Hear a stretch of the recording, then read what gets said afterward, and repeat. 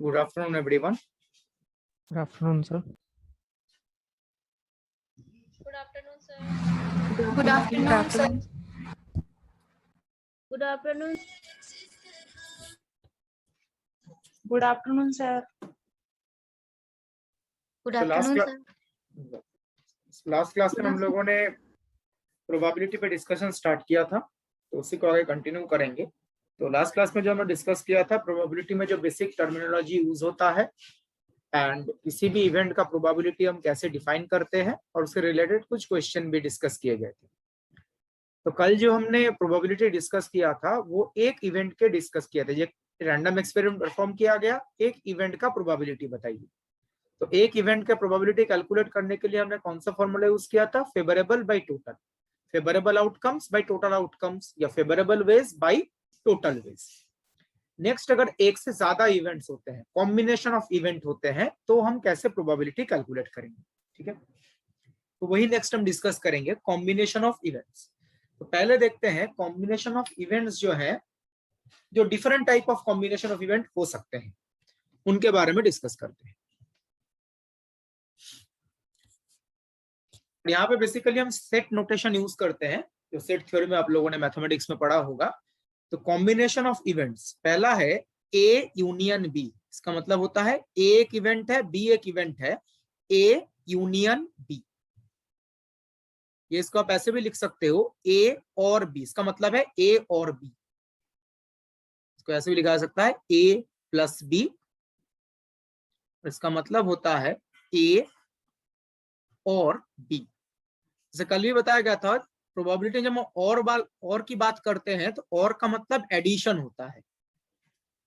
ठीक है, तो ए यूनियन बी, या इसको ए प्लस बी भी बोला जाता है, और इसको बोलते हैं ए और B. This is event A और बी।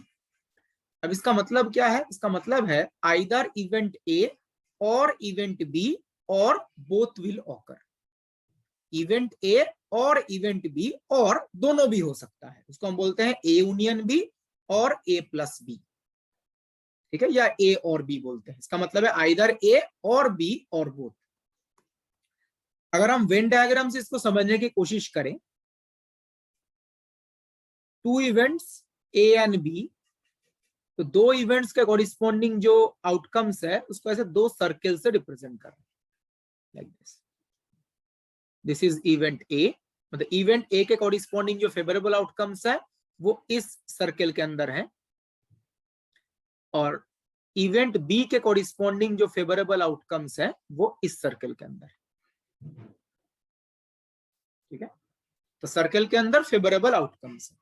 अगर हम ए यूनियन बी की बात करें, ए यूनियन बी मतलब ये पोर्शन होगा, आइदर ए और बी और बोथ, पूरा ये जो पोर्शन है, ये पोर्शन रिप्रेजेंट करता है ए यूनियन बी। डायग्राम से आप समझ सकते हैं आसानी से कि ए यूनियन बी का मतलब क्या है? आइदर ए और बी और बोथ।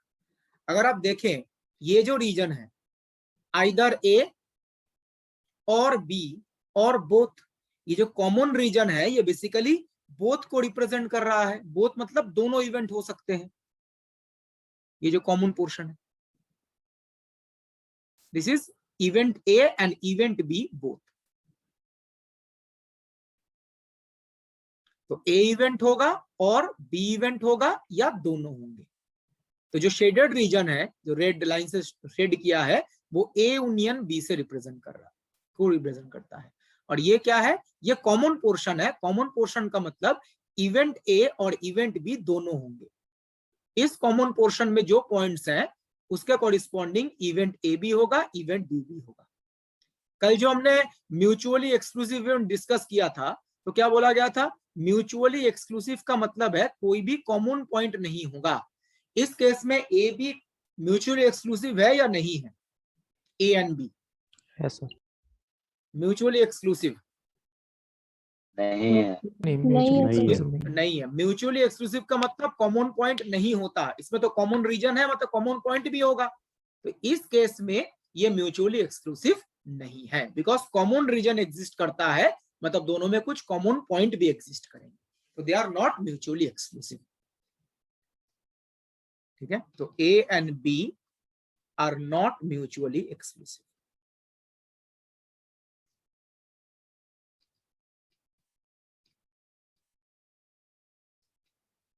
अगर म्यूचुअली एक्सक्लूसिव होता, इन दैट केस कोई कॉमन पोर्शन ऐसा नहीं होता।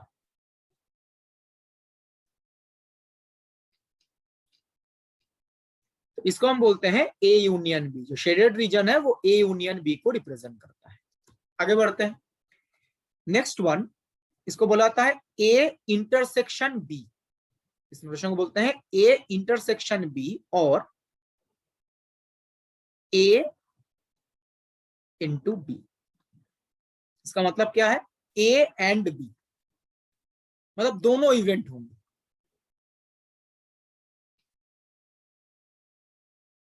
तो ए इंटरसेक्शन बी और ए बी, इसका मतलब है ए एंड बी।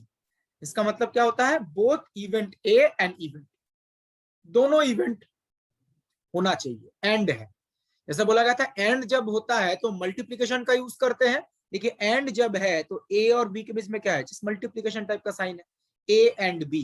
जब यहाँ पे ए और बी था तो ए प्लस बी था, और एंड ए एंड बी है तो ए इंटू बी। एंड का मतलब मल्टीप्लीकेशन और का मतलब एडिशन। तो दोनों होने चाहिए, ए इवेंट भी होना चाहिए, बी इवेंट भी होना चाहिए। तो अगर आप वेन डायग्राम से समझने की कोशिश करें,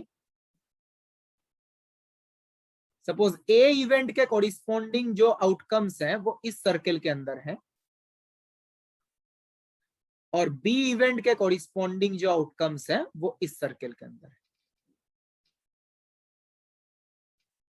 तो ए और बी के कॉरिस्पॉन्डिंग फेवरेबल आउटकम्स इस सर्कल के अंदर है। अब बताइए, बोथ ए एंड बी का मतलब कौन सा पोर्शन होगा, कॉमन वाला। कॉमन। ये जो कॉमन रीजन है इसमें ए बी दोनों इवेंट होंगे, जो कॉमन पोर्शन है। इसको हम बोलते हैं A intersection B, that means A and B दोनों इवेंट होने चाहिए।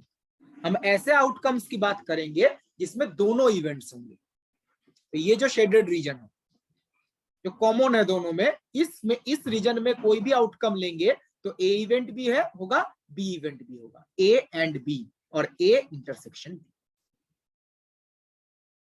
तो मैं आगे प्रोसीड कर रहा हूं, आई थिंक ये दोनों क्लियर है, A union B and A intersection B. ये ऊपर वाला जो और बोथ वाला है इसको समझा देना। बोथ मतलब दोनों होंगे ना, ये जो रीजन है, जो कॉमन पोर्शन है उसका मतलब तो दोनों ही होंगे ना। तो इस ऊपर वाले मतलब कॉमन को ए यूनियन बी और नीचे वाले कॉमन को भी ए इंटरसेक्शन बी। मैंने ऊपर वाले को बोला पूरे को ए यूनियन बी बोलते हैं, मैंने कॉमन वाले को ए यूनियन बी नहीं बोला है, इस पूरे रीजन को बोला है जो ये रेड लाइन से शेड किया गया पूरे रीजन। ओके। ऊपर वाले में भी जो कॉमन रीजन, अगर हम सिर्फ कॉमन रीजन की बात करते हैं तो वो इंटरसेक्शन ही है।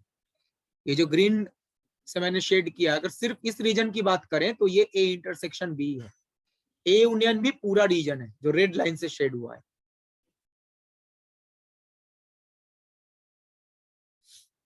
और नीचे वाले में रेड लाइन से जो शेड हुआ है ये ए इंटरसेक्शन बी है। तो मैं आगे प्रोसीड कर रहा हूं।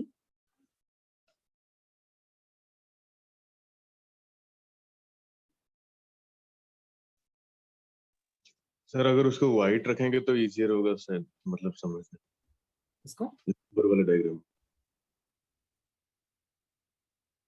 कौन सा ऊपर वाले को? हाँ ये थोड़ा कंफ्यूजिंग ज्यादा रह रहा है, लेकिन मतलब अंडरस्टैंडेबल है, बट स्टिल लाइक अगर पहले बार अगर डायग्राम देखता है तो उसको लगता है कि ए यूनियन भी वो बीच वाला शेडेड रीजन है। अगर वो सिर्फ व्हाइट रहता है, हाँ अगर वो सिर्फ व्हाइट रहता है तो मतलब समझ में आ जाता है कि हाँ ये जो रेड क्रॉस लाइंस है वो ही ए यूनियन भी है। वरना लोग जो भी पहले देखते हैं वो सोच लेंगे शायद कि ये ऐसे लगता है कि shaded portion A union B कहलाता है। यस नहीं सर। लाइव क्लासेस में ये बताया तो जा रहा है ना। हाँ वो तो है, बट ठीक है, तो ये रेड लाइन जो शेडेड जो है वो है A union B.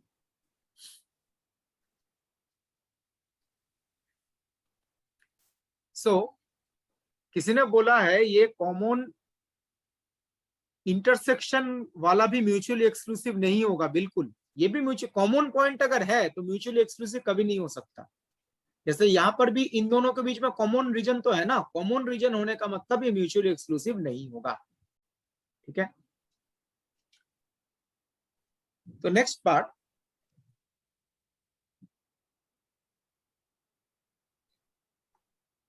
Next is A intersection B complement. A intersection B complement, जैसे बताया गया था बी कॉम्प्लीमेंट का मतलब क्या है, बी कॉम्प्लीमेंट का मतलब बी इवेंट नहीं होगा। तो ए इंटरसेक्शन बी कॉम्प्लीमेंट का मतलब इवेंट ए ये तो होगा बट इवेंट बी नहीं होगा। Event A but not event B. B complement का मतलब बी इवेंट नहीं होगा। तो event A but not event B. इसको रिप्रेजेंट करने का और एक तरीका भी है,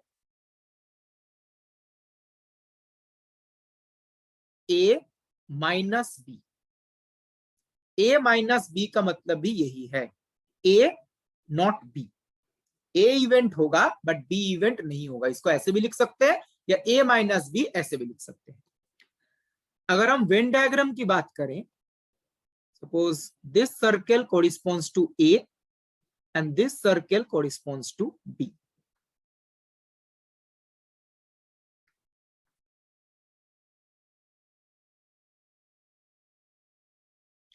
अब क्या बोला गया, ए इवेंट होगा बी इवेंट नहीं होगा। तो ये जो पोर्शन है नोटिस कीजिए, कॉमन पोर्शन नहीं, कॉमन पोर्शन में तो दोनों होंगे। ये जो रीजन है, ये रीजन क्या रिप्रेजेंट करता है, ए इवेंट होगा बी इवेंट नहीं होगा। ए इंटरसेक्शन बी कॉम्प्लीमेंट, और जिसको हम ए माइनस बी भी बोल सकते हैं, दिस रीजन।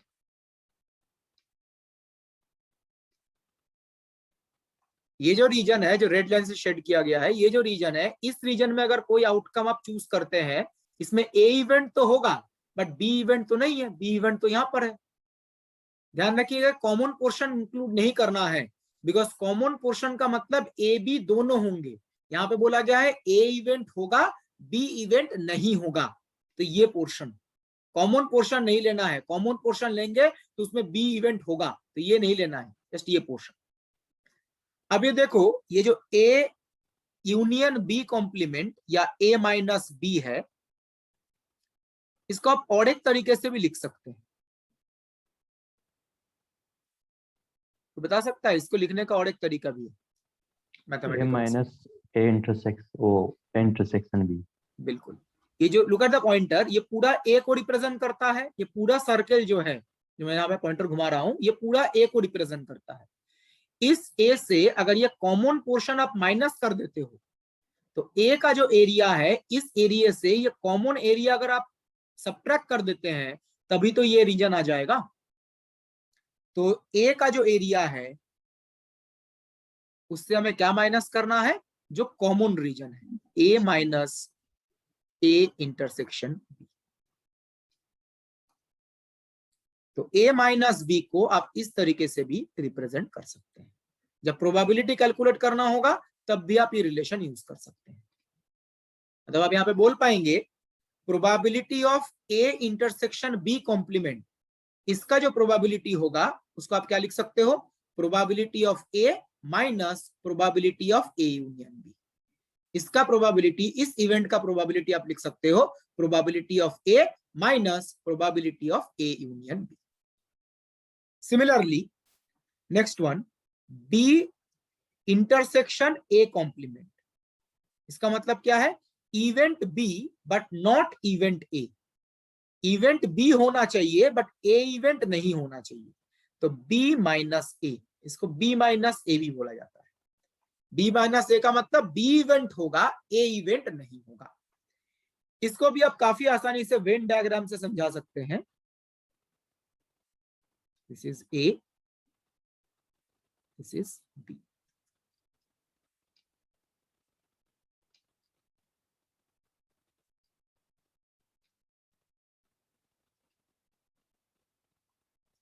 ठीक है, अब आप यहाँ पे नोटिस करो, ये जो रीजन है, इस रीजन में कोई भी आउटकम लेंगे बी इवेंट तो होगा बट ए इवेंट नहीं होगा।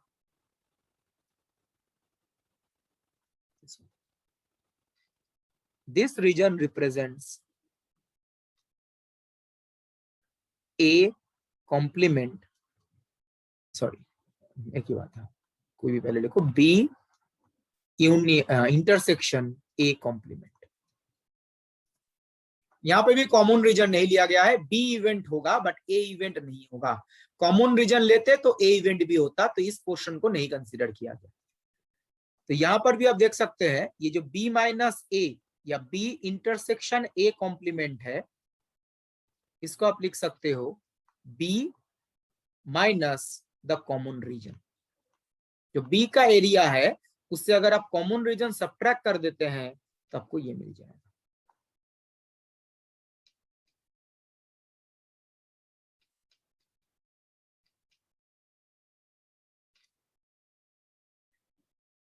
Clear everyone?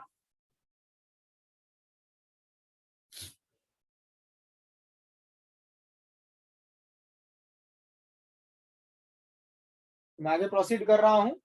तो ये कुछ कॉम्बिनेशन ऑफ इवेंट्स हैं, ए बी दो इवेंट है, उनके डिफरेंट कॉम्बिनेशन की बात की गई है। ना एक एग्जांपल डिस्कस करते हैं इसके ऊपर।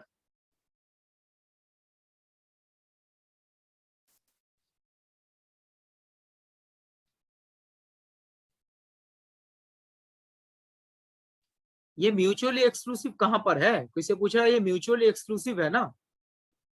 कौन से दोनों की बात कर रहे हैं म्यूचुअली? ए और बी म्यूचुअली एक्सक्लूसिव नहीं है, बिकॉज ए और बी में तो कॉमन रीजन है ना। A and B are not mutually exclusive, इसमें कॉमन रीजन है। अगर आप इन दोनों की बात करें, ये दोनों म्यूचुअली एक्सक्लूसिव ऑब्वियसली।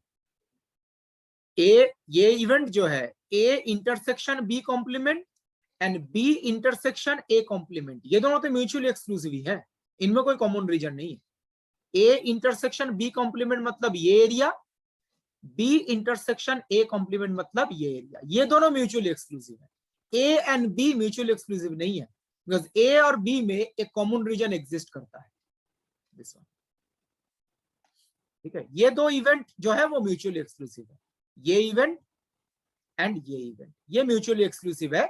बिकॉज आप देख सकते हैं ये जो एरिया है और ये जो एरिया है इसमें कोई कॉमन एरिया नहीं है।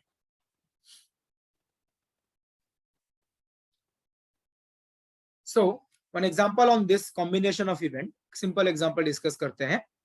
क्या बोला गया है? We have a set of integers from 1 to 50. तो एक set of integers है from 1 to 50।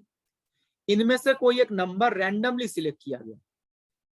इनमें से एक नंबर जो है वो रैंडमली हमने सिलेक्ट किया, कोई भी नंबर हम रैंडमली सिलेक्ट कर सकते हैं। दो इवेंट डिसाइड किए गए। Event A, selecting a number which is multiple of 6. Event B, selecting a number which is multiple of 8. Event A क्या है? एक नंबर सिलेक्ट करना जो 6 का मल्टीपल है। इवेंट बी क्या है? एक नंबर सिलेक्ट करना जो 8 का मल्टीपल है। ठीक है, ये दो इवेंट बोलेंगे। अब मुझे यहां पे बताइए, जो ए इवेंट है, ए इवेंट के कॉरिस्पॉन्डिंग फेवरेबल आउटकम्स क्या क्या होंगे? 6 के मल्टीप्लिकेशन 6 के जितने ही मल्टीपल्स हैं, 6, 12, 18 and so on up to 48। 6, 12, 18, 24 ऐसे काउंट करेंगे अप टू 48। ये 6 के मल्टीपल्स हैं। टोटल कितने नंबर्स आएंगे? 8 8 आएंगे। अगर ये 50 ना हो के 1000 होता तो क्या हम उतना काउंट करते? जैसे ये 50 तक है तो आप काउंट कर सकते हो, 6 to 18, 24 ऐसे काउंट करके आप देखोगे ऐसे 8 नंबर्स आएंगे जो 6 से मल्टीपल होंगे। ये कितने नंबर्स आएंगे वो चेक करने का तरीका ये है, इस सेट में मैक्सिमम नंबर कितना है? 50। मैक्सिमम वैल्यू कितना, मैक्सिमम इंटीजर है 50 तक है, तो मैक्सिमम जो है उसको आप 6 से डिवाइड करो। 6 से डिवाइड करेंगे तो कितना आएगा? 8.33। यहां से आप बोल सकते हो number of outcomes favourable to A will be 8। 8.33 आया तो 8।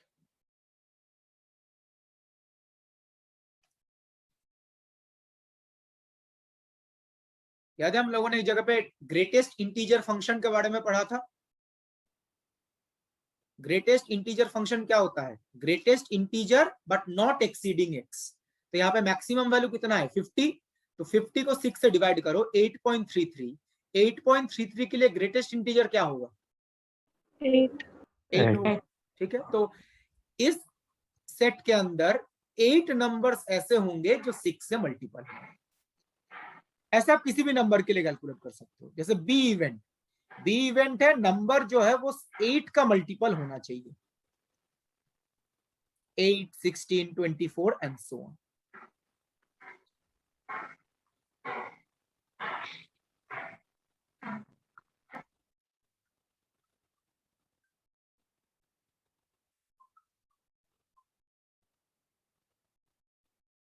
ठीक है, यहां पर भी आप सिमिलरली कैलकुलेट कर सकते हैं। देयर विल बी 6 नंबर्स जो 8 से मल्टीपल होंगे।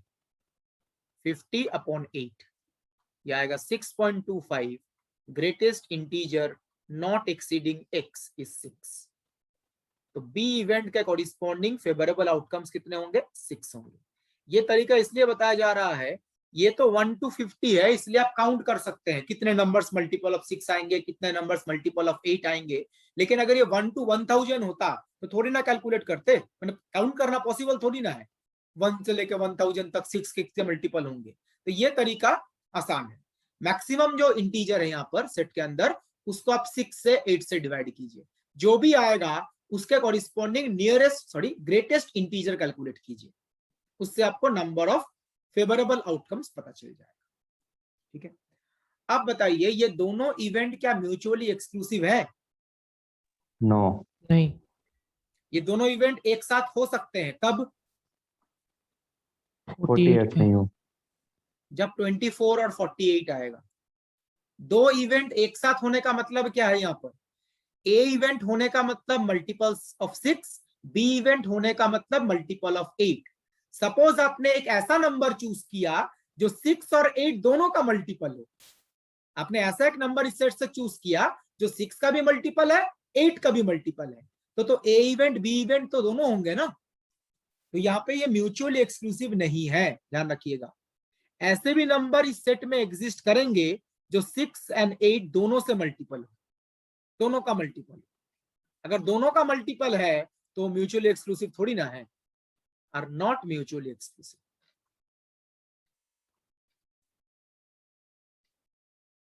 और ऐसे कितने नंबर्स होंगे? 2। 24 और 48. Right, 24 and 48। कुछ कॉमन पॉइंट्स हैं इनके अंदर, ए और बी में, 24 एंड 48। तो कॉमन पॉइंट मतलब ए इंटरसेक्शन बी। तो ए इंटरसेक्शन बी जो इवेंट होगा उसके कॉरिस्पॉन्डिंग दो फेवरेबल आउटकम्स हैं, 24 एंड 48। अगर 24 या 48 इनमें से कोई एक चूज करते हैं तो ए इवेंट बी इवेंट दोनों होंगे, ए भी होगा बी भी होगा। अगर ये सेट 1 to 50 ना होके 1 to 20 होता, ये 50 ना होके सपोज होता 1 to 20, तब ये क्या म्यूचुअल एक्सक्लूसिव होता? 1 to 20। हाँ सर।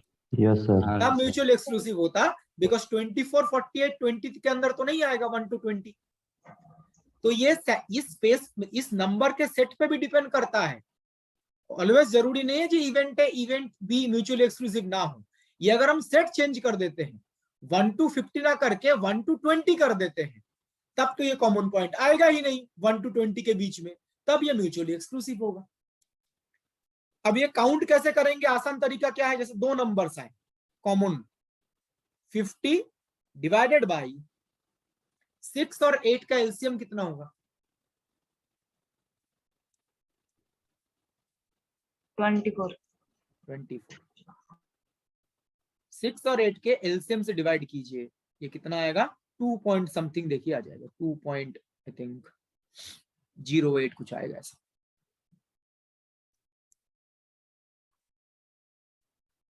तो ए इंटरसेक्शन बी, इसके कॉरिस्पॉन्डिंग कितने नंबर्स होंगे? 2, ग्रेटेस्ट इंटीजर। तो कॉमन पॉइंट कैसे कैलकुलेट किया? कॉमन पॉइंट कैलकुलेट करने के लिए हमने 50 को 6 और 8 के एलसीएम से डिवाइड कर दिया। सपोज ये 6 और 8 ना होके 3 एंड 7 होता, तो 3 एंड 7 के एलसीएम से डिवाइड कर देते, जो भी दो नंबर्स होंगे उनके एलसीएम से डिवाइड कर देंगे, तो आपको मिल जाएगा कितने कॉमन पॉइंट्स। तो ए इंटरसेक्शन बी के कॉरिस्पॉन्डिंग तो ये दो हैं। अगर आप ए यूनियन बी की बात करें, ए यूनियन बी में क्या क्या होता है, आइदर ए और बी और बोथ, मतलब ए भी होगा बी भी होगा और दोनों भी हो सकते हैं। मतलब ए और बी में जितने भी आउटकम्स आए हैं उन सबको लिखेंगे, और जो कॉमन आउटकम है उसको एक ही बार लिखेंगे। कॉमन आउटकम तो एक ही बार आएगा ना, तो ए यूनियन बी का मतलब आइदर ए और बी और बोथ। तो क्या क्या होगा देखिए, 6, 8, 12, 16, 18 एंड सो ऑन।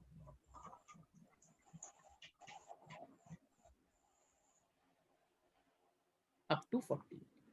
ए और बी में जो जो नंबर्स थे वो सारे नंबर्स यहाँ पे आ जाएंगे। कोई कॉमन नंबर है तो उसको एक ही बार लिखेंगे, जैसे दो नंबर्स कॉमन आएंगे 24, 48, उनको एक ही बार लिखेंगे। ए यूनियन बी का मतलब क्या बताया गया था, आइदर ए और बी और बोथ। अब नोटिस करो, आपने अगर 12 चूज किया, 12 अगर चूज किया तो कौन सा इवेंट होगा, ए या बी? ए ए। ए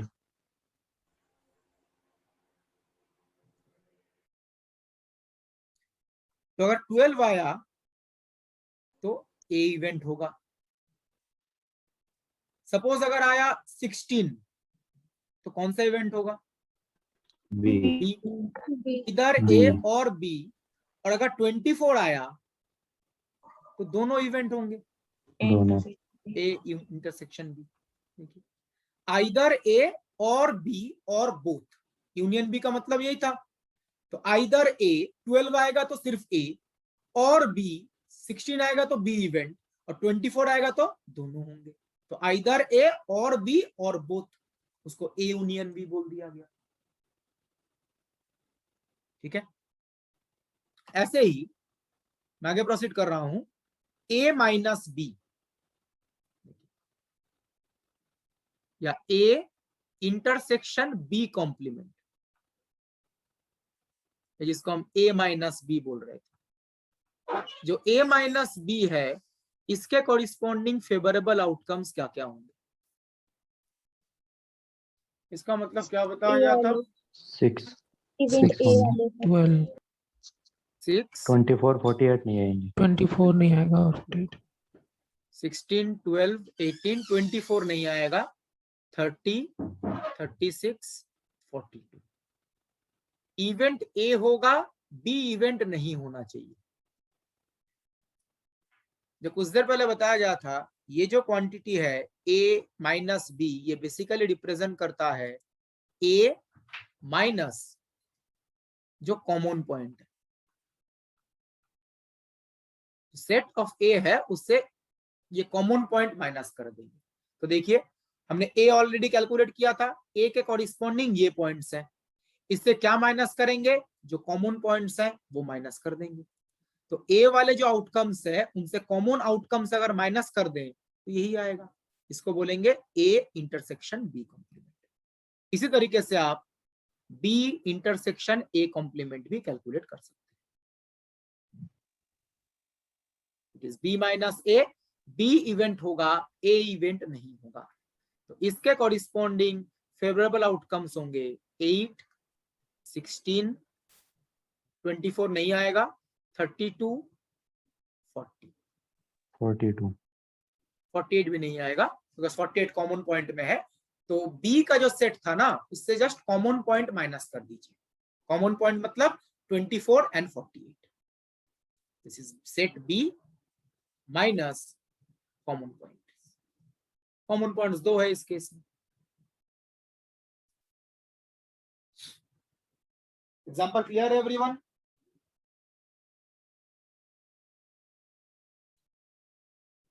तो मैं आगे प्रोसीड कर रहा हूं। सर थोड़ा पिछला स्लाइड दिखा दीजिए।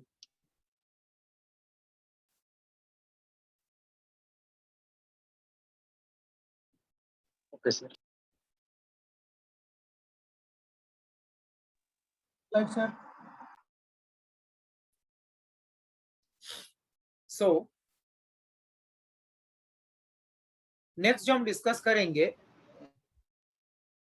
वो है एडिशन लॉ ऑफ प्रोबेबिलिटी।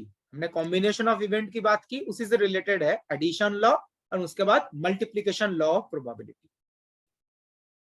तो पहले एडिशन लॉ ऑफ प्रोबेबिलिटी क्या है और उसके रिलेटेड कुछ प्रॉब्लम भी डिस्कस किए जाएंगे। तो एडिशन लॉ बेसिकली बताता है एडिशन हम कब करते हैं, जब और होता है या एंड होता है। और एडिशन लॉ प्रोबेबिलिटी है ये ए और बी के कॉरिस्पॉन्डिंग प्रोबेबिलिटी है। देखिए दो लॉज यहां पे लिखे गए हैं। First one, if A and B are mutually exclusive events. A and B क्या है, म्यूचुअली एक्सक्लूसिव इवेंट्स। और हम क्या कैलकुलेट कर रहे हैं, हम कैलकुलेट कर रहे हैं प्रोबेबिलिटी ऑफ ए और बी और probability of A union B. Union का मतलब भी बताया गया था ए और बी, तो इसको आप ऐसे भी लिख सकते हो probability of A plus B या प्रोबेबिलिटी ऑफ ए और बी। इन तीनों का मतलब एक ही है। तो ए एंड बी क्या है, mutually exclusive events. Mutually exclusive events होने का मतलब उनमें कोई कॉमन पॉइंट नहीं होगा। तो ए के कॉरिस्पॉन्डिंग जो फेवरेबल आउटकम्स होंगे और बी के कॉरिस्पॉन्डिंग जो फेवरेबल आउटकम्स होंगे उनमें कोई कॉमन रीजन नहीं है। देख सकते हैं, this is the circle corresponding to A, this is the circle corresponding to B. इनमें कोई कॉमन पॉइंट या कॉमन रीजन नहीं है, मतलब ये दोनों क्या है, म्यूचुअली एक्सक्लूसिव। कुछ देर पहले हमने जो डायग्राम ड्रॉ किया था उसमें कॉमन पॉइंट थे, कॉमन आउटकम्स थे, बट इस केस में कोई कॉमन आउटकम नहीं है, ये म्यूचुअली एक्सक्लूसिव है, नो कॉमन आउटकम्स। तो ये अगर दोनों म्यूचुअली एक्सक्लूसिव है तब हम ए यूनियन बी या ए प्लस बी या ए और बी का प्रोबेबिलिटी कैलकुलेट कैसे करेंगे। अब यहाँ पे बताइए इस केस में ए यूनियन बी का मतलब क्या होगा। ए यूनियन बी का जनरल मीनिंग क्या है, अभी हमने डिस्कस किया। ए यूनियन बी का मतलब इधर ए और बी, आइदर ए और बी और बोथ। ए यूनियन बी का मतलब होता है आइदर इवेंट ए और इवेंट बी और बोथ। लेकिन इस केस में क्या बोथ आएगा, नो सर, नहीं सर। तो नहीं होगा, बिकॉज कॉमन आउटकम तो है ही नहीं, दोनों एक साथ तो हो ही नहीं सकते। तो इस केस में ए यूनियन बी का मतलब होगा आइदर इवेंट ए और इवेंट बी विल ऑकर। इसमें बोथ हो ही नहीं सकता बिकॉज ये म्यूचुअली एक्सक्लूसिव है। तो यहां पर ए यूनियन बी का मतलब होगा आइदर इवेंट ए और इवेंट बी विल ऑकर। तो आइदर और, तो हम प्रोबेबिलिटी ऐड करेंगे, probability of A plus probability of B, दोनों का प्रोबेबिलिटी सिंपल ऐड कर देते हैं। मतलब प्रोबेबिलिटी ऐड करने का मतलब ये जो आउटकम्स है ना, ये रीजन के अंदर क्या है, ए के कॉरिस्पॉन्डिंग आउटकम्स और इसके अंदर बी के कॉरिस्पॉन्डिंग, दोनों को ऐड कर देंगे। बस आइदर और है, आइदर इवेंट ए होगा या इवेंट बी होगा उसका प्रोबेबिलिटी। तो probability of A plus probability of B. Important part है यहां पे और है, यहां पे क्या है और, इसलिए प्रोबेबिलिटी ऐड हुआ है। ठीक है, अगर म्यूचुअली एक्सक्लूसिव ना हो तब क्या होगा, if A and B are not mutually exclusive. Not mutually exclusive का मतलब कॉमन आउटकम एग्जिस्ट करेगा। Suppose this represents A and this represents B. ये ए को रिप्रेजेंट करने का मतलब है ए के कॉरिस्पॉन्डिंग जो आउटकम्स है वो इस सर्कल के अंदर बेसिकली, और बी के कॉरिस्पॉन्डिंग जो आउटकम्स है वो इस सर्कल के अंदर। इस केस में आप देख सकते हैं कॉमन रीजन तो है, और कॉमन रीजन होने का मतलब कॉमन आउटकम भी एग्जिस्ट करेगा। मतलब ऐसा आउटकम एग्जिस्ट करेगा जिसमें ए इवेंट बी इवेंट दोनों हो सकते हैं।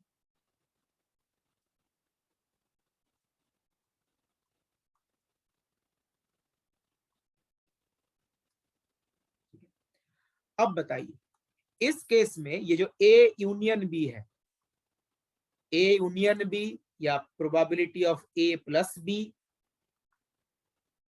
या प्रोबेबिलिटी ऑफ ए और बी,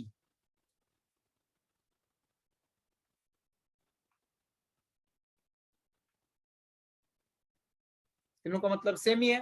लेकिन इस केस में ए यूनियन बी का मतलब क्या होगा?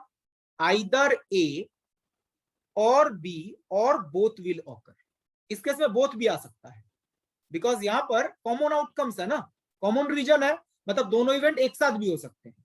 तो आइदर ए और बी और बोथ विल ऑकर, मतलब probability of A union B.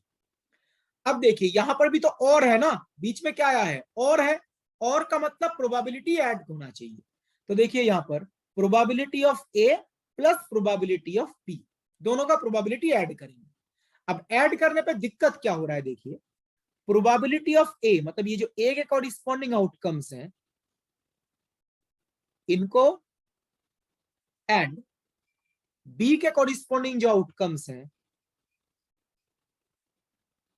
इन दोनों को ऐड करेंगे। अब बताइए इन दोनों को जब आप ऐड कर रहे हो तो ये जो कॉमन रीजन है इनके बीच में, ये कॉमन रीजन कितनी बार काउंट हो रहा है? 2 बार। 2 बार काउंट हो रहा है ना। जब आप दोनों का प्रोबेबिलिटी ऐड करेंगे, मतलब ये एरिया ऐड करेंगे, बेसिकली आउटकम्स ऐड करेंगे, तो ये 2 बार काउंट होगा। ये जो कॉमन एरिया है, कॉमन आउटकम, ये 2 बार काउंट होंगे। अभी कुछ देर पहले बताया गया, ये जो एग्जांपल लिया गया था, जस्ट 1 मिनट, ये इसमें जब ए यूनियन बी कैलकुलेट किया तो क्या बताया गया था? दोनों के आउटकम्स को ऐड करेंगे, मतलब दोनों का आउटकम्स को एक साथ लिखेंगे, बट जो 2 कॉमन पॉइंट्स है उनको एक ही बार लिखा जाता है। 24, 48 उसको एक ही बार लिखा था। लेकिन अगर आप यहाँ पे सिंपल ऐड कर देते हो तो ये कॉमन रीजन 2 बार काउंट हो जाएगा। तो 2 बार काउंट करना तो गलत है ना, एक ही आउटकम को 2 बार काउंट कर रहे हैं, तो क्या करना पड़ेगा? ये वाला जो पोर्शन है इसको एक बार सबट्रैक्ट करना पड़ेगा, बस ये रीजन 2 बार काउंट हो गया है। ये रीजन ए में भी काउंट हुआ है, बी में भी काउंट हुआ है, 2 बार काउंट हुआ है, तो एक बार सबट्रैक्ट करना पड़ेगा। इसीलिए ये पोर्शन देखिए सबट्रैक्ट किया, बिकॉज ये रीजन 2 बार काउंट हो गया है, इसलिए एक बार सबट्रैक्ट कर दिया। तो probability of A union B क्या होगा? Probability of A plus probability of B minus probability of A intersection. Important part है, ये दोनों ही एडिशन लॉ ऑफ प्रोबेबिलिटी है, दोनों ही एडिशन लॉ ऑफ प्रोबेबिलिटी है। ठीक है, एडिशन लॉ क्यों? बिकॉज देखिए यहाँ पे और है, जब और होता है तो हम क्या करते हैं? प्रोबेबिलिटी ऐड करते हैं। तो देखिए यहां पर भी प्रोबेबिलिटी ऐड किया गया है, यहां पर भी प्रोबेबिलिटी ऐड किया गया है। तो यहाँ पे ये एक्स्ट्रा सब्ट्रैक्शन क्यों आया? बिकॉज जब आप प्रोबेबिलिटी को ऐड करेंगे तो ये कॉमन रीजन 2 बार काउंट हो जाएगा, तो वो गलत है, तो एक बार सब्ट्रैक्ट कर दिया गया। तो एडिशन लॉ ऑफ प्रोबेबिलिटी का मतलब सिर्फ ये है, जब आइदर और ये सेंस आएगा, कोई भी जब प्रोबेबिलिटी आप कैलकुलेट करेंगे, कोई इवेंट आइदर पहले तरीके से होगा या दूसरे तरीके से होगा। सपोज आपको किसी इवेंट का प्रोबेबिलिटी पूछा गया, किसी इवेंट का प्रोबेबिलिटी पूछा गया, अब देख रहे हैं वो इवेंट आइदर पहले तरीके से होगा या दूसरे तरीके से होगा। आइदर और, ये मीनिंग आ रहा है, आइदर फर्स्ट मेथड से होगा और सेकंड मेथड से होगा। तब हम क्या करेंगे? फर्स्ट मेथड के कॉरिस्पॉन्डिंग प्रोबेबिलिटी कैलकुलेट करेंगे, सेकंड मेथड के कॉरिस्पॉन्डिंग प्रोबेबिलिटी कैलकुलेट करेंगे और दोनों को ऐड कर देंगे। रिपीट कर रहा हूं, किसी इवेंट का प्रोबेबिलिटी पूछा गया और वो इवेंट 2 तरीके से हो सकता है, आइदर फर्स्ट मेथड और बाय सेकंड मेथड। तो आइदर फर्स्ट मेथड और सेकंड मेथड। तो हम फर्स्ट मेथड के कॉरिस्पॉन्डिंग प्रोबेबिलिटी कैलकुलेट करेंगे, सेकंड मेथड के कॉरिस्पॉन्डिंग प्रोबेबिलिटी कैलकुलेट करेंगे और दोनों को ऐड कर देंगे। ऐड क्यों? बिकॉज आइदर और किसी भी एक तरीके से हो सकता है, और जब आइदर और होता है तो हम प्रोबेबिलिटी ऐड करते हैं। ठीक है, अगर म्यूचुअली एक्सक्लूसिव है तो सिंपल ऐड करने पे ही काम चल जाएगा। अगर म्यूचुअली एक्सक्लूसिव है, कोई कॉमन पॉइंट नहीं है। लेकिन अगर म्यूचुअली एक्सक्लूसिव नहीं है तो ऐड करने के बाद ये पोर्शन सब्ट्रैक्ट भी करना पड़ेगा। तो क्वेश्चन पर क्या आपको पहले ये समझना भी पड़ेगा, जो आप आइदर और की बात कर रहे हैं, आइदर फर्स्ट मेथड और सेकंड मेथड, वो म्यूचुअली एक्सक्लूसिव है या नहीं है। अगर म्यूचुअली एक्सक्लूसिव है तो सिंपल ऐड कर देंगे, म्यूचुअली एक्सक्लूसिव नहीं है तो ये पार्ट सब्ट्रैक्ट भी करना पड़ेगा, ठीक है। बट कॉमन पार्ट है आइदर और है तो प्रोबेबिलिटी ऐड करते हैं। यहां पे आप एक इंपॉर्टेंट पॉइंट नोटिस करो, ये जो फर्स्ट फॉर्मूला लिखा गया है ना, ये जो फर्स्ट ये फॉर्मूला लिखा, ये रिलेशन लिखा गया है, ये इस सेकंड रिलेशन का एक स्पेशल केस है। अब मुझे बताइए ए एंड बी अगर म्यूचुअली एक्सक्लूसिव है तो दोनों का एक साथ होने का प्रोबेबिलिटी कितना होगा? 0 जीरो। तो दोनों का एक साथ होने का प्रोबेबिलिटी 0। एक साथ मतलब ए इंटरसेक्शन बी। जो ये सेकंड रिलेशन है, इसमें ये पार्ट अगर आप 0 पुट कर देते हो तो यही फॉर्मूला तो आएगा। म्यूचुअली एक्सक्लूसिव इवेंट के लिए ए इंटरसेक्शन बी का प्रोबेबिलिटी 0 होता है। तो देखिए सेकंड जो रिलेशन है, इसमें अगर इस पार्ट को आप 0 रिप्लेस कर दो तो यही फॉर्मूला आ जाएगा। ऐसे भी आप सोच सकते हैं। ये mode general, you can in general आप ये लिख सकते हो, म्यूचुअली एक्सक्लूसिव इवेंट के लिए ये पार्ट 0 बन जाएगा तो ये P A plus P B आ जाएगा। क्लियर है एवरीवन? Yes sir. जी sir.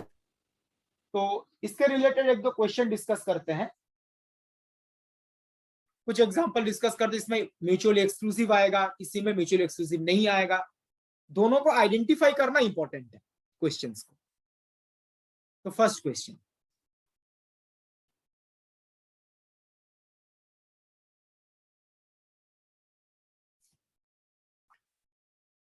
a bag contains 6 red balls and 8 green balls। A bag के अंदर 6 रेड बॉल्स है और 8 ग्रीन बॉल्स है। ये कोई भी कलर हो सकता है, ये तो जस्ट रेड ग्रीन ऐसे आर्बिट्री ले लिया गया है। What is the probability of drawing 2 balls of same colour? अब यहाँ पे रैंडम एक्सपेरिमेंट क्या है? Choosing 2 balls of same colour. तो रैंडम एक्सपेरिमेंट इज, एक बैग के अंदर 6 रेड एंड 8 ग्रीन बॉल्स हैं, आपने उससे 2 बॉल्स चूज किए। तो choosing 2 balls of same colour, इसके कॉरिस्पॉन्डिंग प्रोबेबिलिटी पूछा गया है।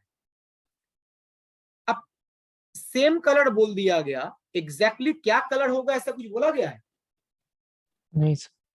कुछ तो बोला नहीं गया है। अब बताइए जिस इवेंट का प्रोबेबिलिटी पूछा गया है, जो 2 बॉल जो आप चूज करेंगे वो सेम कलर का होना चाहिए, ये कितने तरीके से हो सकता है? 2 तरीके से।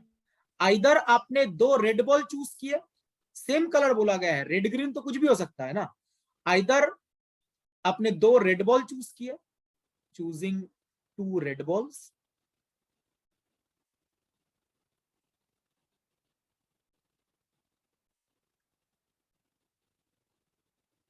या आपने 2 ग्रीन बॉल्स चूज किए।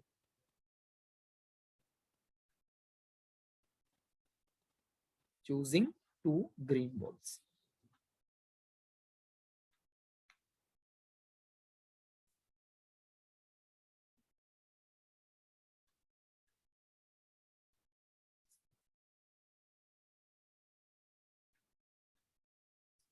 ठीक है, आई चूजिंग 2 रेड बॉल्स और चूजिंग 2 ग्रीन बॉल्स, ये 2 हो सकते हैं। ठीक है, अब बताइए ये दोनों म्यूचुअली एक्सक्लूसिव है या दोनों एक साथ होंगे? एक्सक्लूसिव है। Mutually exclusive. These are mutually exclusive possibilities. Either आप 2 रेड बॉल चूज करेंगे या 2 ग्रीन बॉल, दोनों एक साथ तो नहीं हो सकते ना। 2 बॉल चूज करना है, 4 बॉल थोड़ी ना चूज करना है। तो सेम कलर का होना चाहिए, तो आइदर 2 रेड बॉल्स और 2 green balls. These are mutually exclusive possibilities. इन दोनों में से कोई एक होगा, आइदर 2 रेड बॉल चूज करेंगे और 2 ग्रीन बॉल्स। आइदर और है तो हम क्या करेंगे? ऐड। प्रोबेबिलिटी ऐड करेंगे। आइदर हम 2 रेड बॉल चूज करेंगे और 2 ग्रीन बॉल्स चूज करेंगे, बीच में और है, इनमें से कोई एक ही तरीका होगा, तो सेम कलर आ जाएगा। तो दोनों का प्रोबेबिलिटी कैलकुलेट करके ऐड कर देते हैं। तो पहले चूजिंग 2 रेड बॉल्स। अब बताइए टोटल नंबर ऑफ बॉल्स कितने हैं? 14। कितने चूज करने हैं? 10 2 तो total number of ways 14 C2। C2 2 red ball choose करना फेवरेबल है, तो 6 रेड बॉल्स हैं और 2 चूज Six. करना 6 C2 6C2, ये favourable number of ways.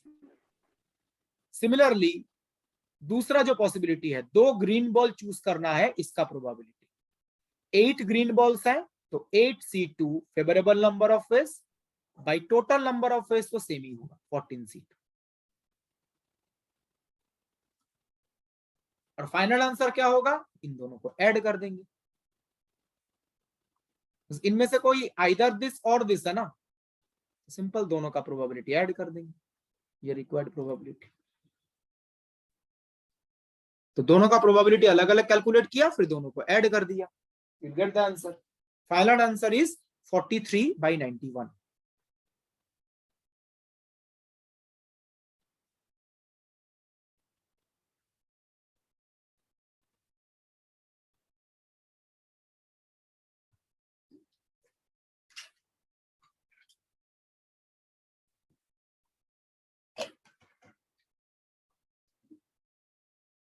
I think clear है एवरीवन। मैं आगे प्रोसीड कर रहा हूं। मेथड क्लियर है ना? कैलकुलेशन अब तो कर ही सकते हैं कॉम्बिनेशन के कोरिस्पोंडिंग। इंपॉर्टेंट पार्ट है, जिस इवेंट का प्रोबेबिलिटी पूछा गया वो कितने तरीके से हो सकता है? 2 तरीके से, आइदर दिस और दिस, और ये दोनों म्यूचुअली एक्सक्लूसिव है, दोनों में से कोई एक ही तरीका हो सकता है। तो दोनों का प्रोबेबिलिटी कैलकुलेट किया और ऐड कर दिया, आइदर और है इसलिए एडिशन होगा। Next question, please try this.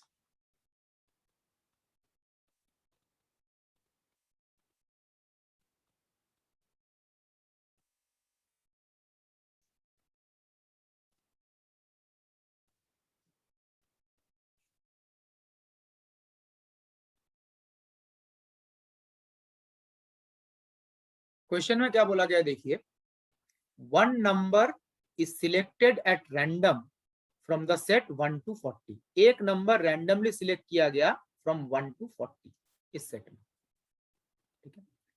What is the probability that the selected number is divisible by 3 और 4? तो बेसिकली 40 इंटीजर्स हैं, 1 to 40 पॉजिटिव इंटीजर्स। इस सेट से एक नंबर रैंडमली सिलेक्ट कर लिया गया।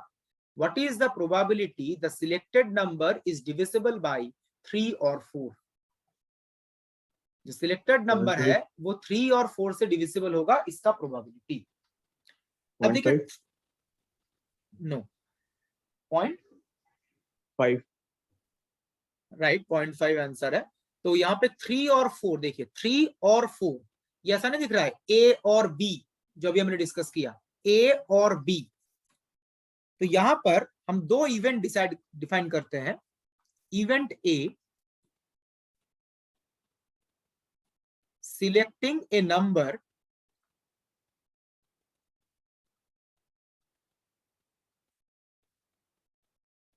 Multiple of 3।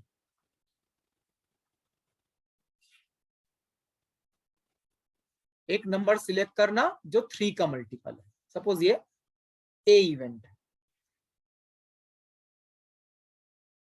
and B, selecting a number which is multiple of 4। दो इवेंट, हमें किसका प्रोबेबिलिटी पूछा गया है? प्रोबेबिलिटी ऑफ 3 और 4, मतलब प्रोबेबिलिटी ऑफ ए और बी, ए और बी। और इसी का मतलब होता है probability of A union B. सब 0.57 आ रहा है। 0.5 आंसर, ठीक है। अब यहाँ पे आप बताइए, ये दोनों म्यूचुअली एक्सक्लूसिव है या नहीं? These are mutually exclusive or not? sir. No, No, sir. No. No, sir. ये म्यूचुअली एक्सक्लूसिव नहीं है। आप चेक करके देखो, ए इवेंट जो है इसके कॉरिस्पॉन्डिंग कितने आउटकम्स फेवरेबल होंगे? Number of outcomes favourable 13 total। 14. तो 3, 6, 9 ऐसे काउंट कीजिए, टोटल 13 नंबर्स ऐसे होंगे जो 3 से मल्टीपल होंगे। तो कुछ देर पहले एक एग्जांपल ऐसे डिस्कस किया था। और मल्टीपल ऑफ 4 अगर आप चेक करें, ऐसे 10 नंबर्स होंगे, 4, 8, 12 ऐसे काउंट कीजिए, देयर विल बी 10 नंबर्स जो 4 से मल्टीपल होंगे। अब देखिए इनमें क्या कुछ कॉमन पॉइंट्स हैं? कॉमन पॉइंट्स क्या क्या है? हाँ सर 12. 12 है 12, 24, 36। इसके अंदर 3 कॉमन पॉइंट्स आएंगे, 12, 30, 24, 36। 12, 3, 4 दोनों का मल्टीपल है, 24, 3, 4 दोनों का मल्टीपल है। तो 3 कॉमन पॉइंट्स आएंगे, 12, 24, 36। तो these are not mutually exclusive. तो इसका फॉर्मूला क्या यूज करेंगे?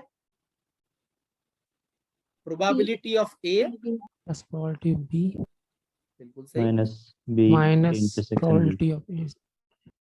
ये म्यूचुअली एक्सक्लूसिव नहीं है, तो ये कॉमन पोर्शन सब्ट्रैक्ट करना पड़ेगा। कॉमन पोर्शन 2 बार काउंट हो गया है, तो ये पार्ट इंपॉर्टेंट है।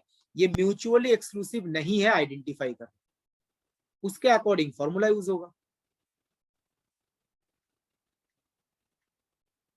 Not mutually exclusive.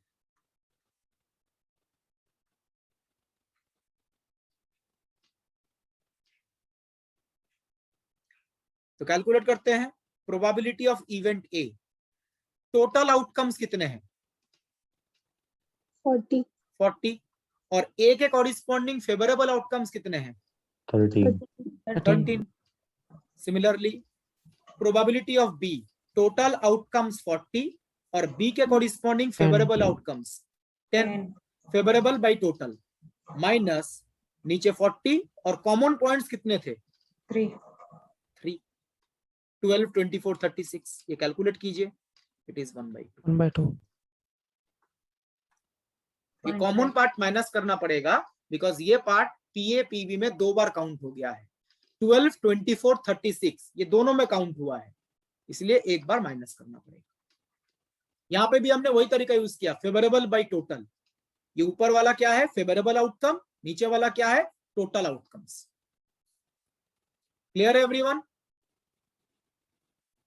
Yes, sir.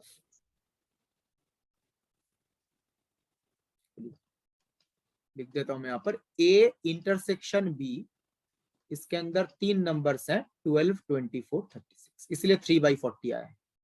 3 favourable outcomes है, दोनों में कॉमन जो है।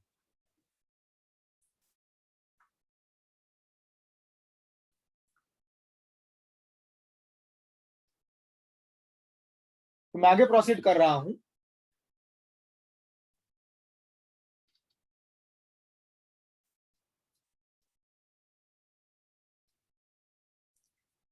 नेक्स्ट हम डिस्कस करेंगे about multiplication law of probability. ठीक है, अब मल्टीप्लिकेशन का मतलब एंड आएगा और आएगा And And तो यहाँ पर मल्टीप्लिकेशन लॉ कब यूज करते हैं? जब एंड आता है, event A and event B. तो यहाँ पर 2 केसेस हैं। पहला केस है event A and event B are independent event. दोनों अगर इंडिपेंडेंट इवेंट है तो क्या होगा, और इंडिपेंडेंट नहीं है तो अब क्या होगा देखेंगे हम। इंडिपेंडेंट इवेंट का मतलब क्या है? इंडिपेंडेंट इवेंट का मतलब एक इवेंट दूसरे इवेंट को इन्फ्लुएंस नहीं करता। एक इवेंट का होना या ना होना दूसरे इवेंट के होने या ना होने को इन्फ्लुएंस नहीं करता, उसको हम क्या बोलते हैं? Independent events. तो ए एंड बी अगर इंडिपेंडेंट इवेंट है, then probability that both events A and B will occur, A and B, और एंड है तो प्रोबेबिलिटी मल्टीप्लाई होगा। देखिए, probability of A intersection B, इसी का मतलब है probability of A into B. और probability of A and B, इन तीनों का मतलब सेम है।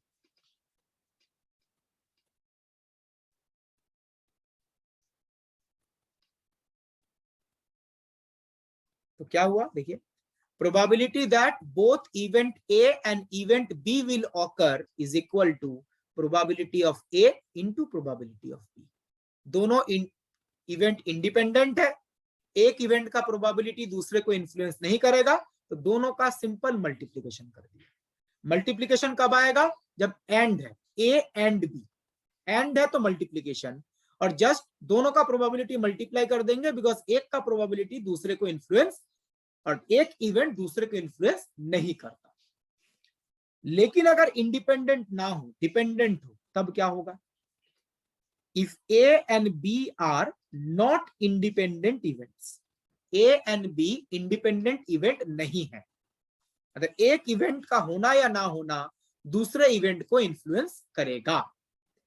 इस केस में भी मल्टीप्लिकेशन ही होगा, ध्यान रखिएगा, जब एंड है ना तो मल्टीप्लिकेशन ही होता है।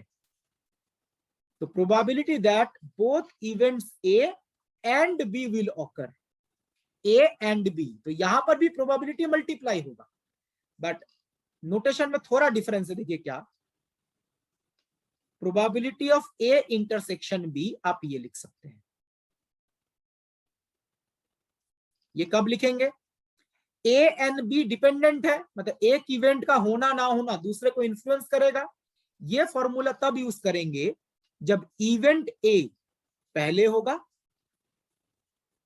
उसके बाद इवेंट बी, ये सीक्वेंस फॉलो कर रहा है, पहले इवेंट ए फिर इवेंट बी। ये सीक्वेंस अगर फॉलो करता है तो हम ये फॉर्मूला यूज करेंगे, पहले इवेंट ए फिर इवेंट बी। इवेंट ए पहले हो रहा है तो इवेंट ए का होना इवेंट बी को इन्फ्लुएंस करेगा। इवेंट ए पहले हो रहा है तो इवेंट ए का होना इवेंट बी को इन्फ्लुएंस करेगा। देखिए फॉर्मूला का मतलब क्या है, लेफ्ट हैंड साइड में क्या है, probability of A intersection B, मतलब ए एंड बी दोनों इवेंट होने का probability, both A and B. क्या लिखा गया? प्रोबेबिलिटी ऑफ ए, इसका मतलब क्या है? ए इवेंट होने का प्रोबेबिलिटी। कौन सा इवेंट पहले हो रहा है? ए, तो ए इवेंट होने का प्रोबेबिलिटी इनटू, इनटू क्यों? एंड है, इनटू। इस नोटेशन का मतलब क्या है? ये जो लिखा गया है दूसरा टर्म मल्टीप्लिकेशन में, इसका मतलब है probability of event B, probability of B such that A has already occurred.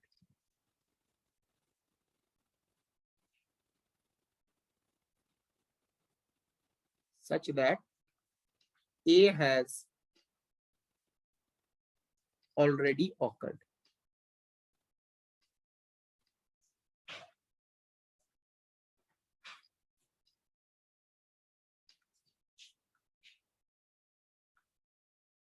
तो पहले कौन सा इवेंट हुआ था? ए, और इवेंट ए का होना इवेंट बी को इन्फ्लुएंस करेगा।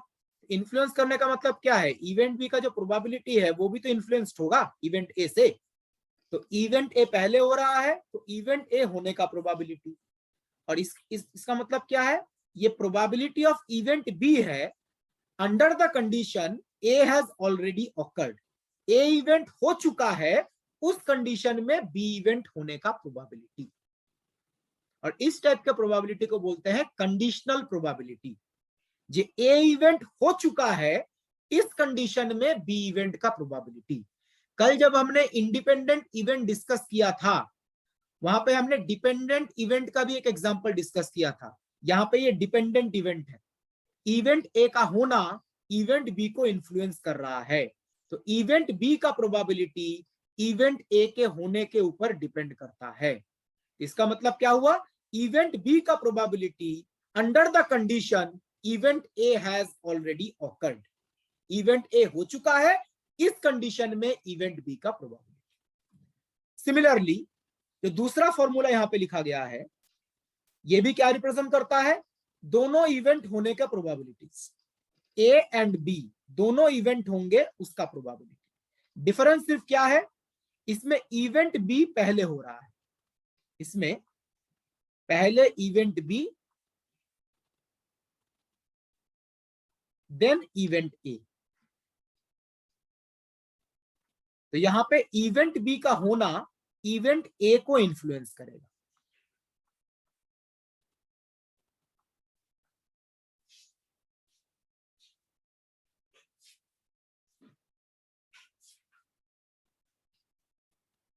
पहले इवेंट बी फिर इवेंट ए, तो इवेंट बी का होना इवेंट ए को इन्फ्लुएंस करेगा। तो क्या करेंगे देखिए, प्रोबेबिलिटी ऑफ बी, तो पहले कौन सा इवेंट हो रहा है, बी, तो प्रोबेबिलिटी ऑफ बी इनटू, इसका मतलब क्या है, इसका मतलब है probability of event A such that B has already occurred. B event हो चुका है, इस कंडीशन में ए इवेंट होने का probability, probability of event A such that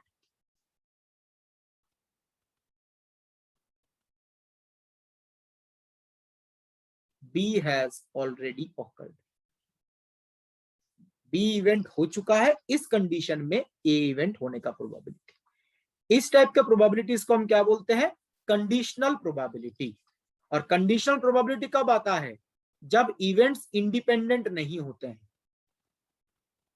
events अगर इंडिपेंडेंट है तो उसमें कंडीशनल का कोई जरूरत ही नहीं है, दोनों का अलग अलग कैलकुलेट करके प्रोडक्ट कर दिया। कंडीशनल प्रोबेबिलिटी कब आएगा, जब एक इवेंट का होना या ना होना दूसरे इवेंट को इन्फ्लुएंस कर रहा है। तो जब हम डिपेंडेंट इवेंट की बात करेंगे तभी ये कंडीशनल प्रोबेबिलिटीज आएंगी।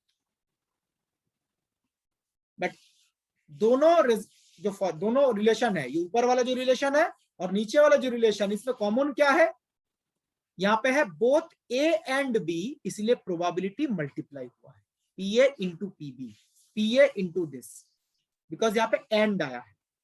इंडिपेंडेंट हो या डिपेंडेंट हो, जब यहाँ पे एंड आएगा तो प्रोबेबिलिटी मल्टीप्लाई ही होगा।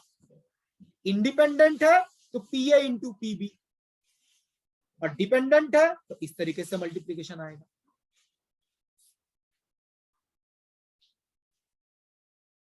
क्लियर है एवरीवन?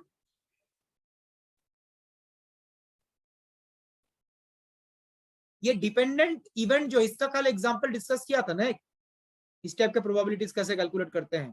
कल जब हमने इंडिपेंडेंट इवेंट डिस्कस किया था, उसके नीचे हमने डिपेंडेंट इवेंट का भी एक एग्जांपल दिया था, उसमें हमने यही प्रोबेबिलिटी कैलकुलेट किया था कि एक इवेंट हो चुका है, उस कंडीशन में दूसरे इवेंट का प्रोबेबिलिटी। तो जो हमने addition law and multiplication law probability discuss किया, इन दोनों के जो मेन आउटकम्स है जो आपको याद रखने एग्जामिनेशन के लिए, जब आइदर और होता है, आइदर और, तब हम प्रोबेबिलिटी क्या करते हैं, ऐड करते हैं, और जब एंड होता है तो प्रोबेबिलिटी मल्टीप्लाई करते हैं। एक ही क्वेश्चन के अंदर दोनों भी यूज करने पड़ सकते हैं। मल्टीप्लाई, जहां पे एंड होगा वहां पे मल्टीप्लाई करेंगे, जहां पे और आएगा वहां पे ऐड करेंगे। एक ही क्वेश्चन में दोनों भी यूज हो सकते हैं। ठीक है, तो मैं आगे प्रोसीड कर रहा हूं।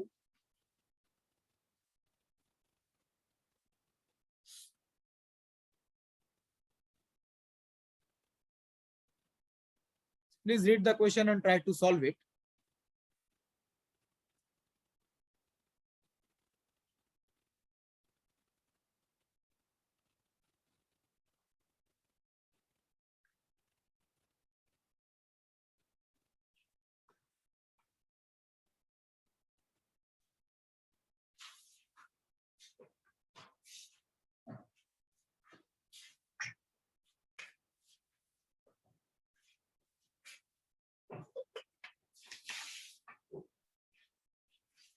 क्या बोला गया देखिए, 2 cards are drawn at random from a pack of 52 cards। तो 52 cards का पैक है, 2 cards को इन सक्सेशन चूज किया, मतलब 1 by 1 चूज किया गया। पहले एक कार्ड चूज किया गया, फिर दूसरा card choose, in succession 1 by 1 choose किया गया। ये रैंडम एक्सपेरिमेंट। तो what is the probability that first card is king and second card is queen. तो 2 कार्ड्स आपने चूज किए 1 by 1, क्या प्रोबेबिलिटी है फर्स्ट कार्ड किंग होगा, सेकेंड कार्ड क्वीन होगा, दो केसेस में। If the first card is replaced, be the first card is not replaced. इसका मतलब ये है 1 by 1 चूज किया है ना, तो आपने पहले एक कार्ड चूज किया, कुछ आएगा। अगर आपने फर्स्ट कार्ड रिप्लेस कर दिया, रिप्लेस करने का मतलब उस बॉक्स के अंदर वापस रख दिया, ठीक है। और नॉट रिप्लेस्ड मतलब जो पहला कार्ड आपने चूज किया है वो आपने वापस नहीं रखा। तो प्रोबेबिलिटी क्या, दोनों केसेस में अगर आपने वापस रख दिया तो क्या प्रोबेबिलिटी होगा, वापस अगर नहीं रखा तो क्या प्रोबेबिलिटी होगा। आप मुझे बताइए, वापस अगर आप रख देते हैं पहले कार्ड को या वापस नहीं रखते हैं, कौन सा क्वांटिटी चेंज करेगा बेसिकली? सर टोटल जो होंगे वो 52 और एक Total. में 1। बिल्कुल, 51 हो जाएंगे नोट। जो यू कैन से जो सैंपल स्पेस है, जो सैंपल स्पेस है टोटल, वो चेंज करेगा। सैंपल स्पेस का मतलब क्या होता है, ऑल पॉसिबल आउटकम्स। अगर आपने कार्ड रिप्लेस कर दिया तो टोटल नंबर ऑफ कार्ड जो है वो होगा 52, और अगर रिप्लेस नहीं किया, एक कार्ड रिप्लेस ही नहीं किया, टोटल कार्ड कितने हो जाएंगे, 51। तो सैंपल स्पेस चेंज कर जाएगा, और सैंपल स्पेस चेंज करने का मतलब प्रोबेबिलिटी भी चेंज करेगा। तो लेट्स सॉल्व। पहले जब रिप्लेस किया गया, देखिए पहला कार्ड किंग होना चाहिए, तो probability and one thing, probability that first card is king. आपने एक कार्ड चूज किया और फर्स्ट कार्ड किंग होना चाहिए। टोटल कितने कार्ड्स हैं, 52, और एक सिलेक्ट करना है, ठीक है। और किंग कितने होते हैं आउट ऑफ 52? 4 होते हैं, 4। तो फेवरेबल क्या होगा, 4C1, और C1 और टोटल में क्या आएगा, 52C1। 52C1। मैं आप लोग लग सकता है डायरेक्ट 4/52 क्यों नहीं लिख रहे हैं, बस ऐसा भी क्वेश्चन हो सकता है ना, दो कार्ड को एक साथ चूज कर लिया गया तो 4C2 होगा तब, इसलिए मैं बार बार ये कॉम्बिनेशन के फॉर्म में लिख रहा हूं। अदरवाइज आप डायरेक्ट 4/52 भी लिख सकते थे इसमें। तो ये आएगा 4/52, दैट मींस 1/30। तो पहला कार्ड किंग होगा, उसका प्रोबेबिलिटी है 1, तो ये होगा 1/30। आपने कार्ड रिप्लेस कर दिया, कार्ड अगर रिप्लेस कर दिया, टोटल नंबर ऑफ कार्ड्स कितने होंगे, 52 ही होंगे, चेंज थोड़ी ना होगा, आपने कार्ड रिप्लेस कर दिया है। तो सेकंड कार्ड क्वीन होगा, उसका भी कितना प्रोबेबिलिटी होगा, 1/13। 4C1/52C1 favourable by total, 4 he queen होते हैं पैक ऑफ कार्ड्स में।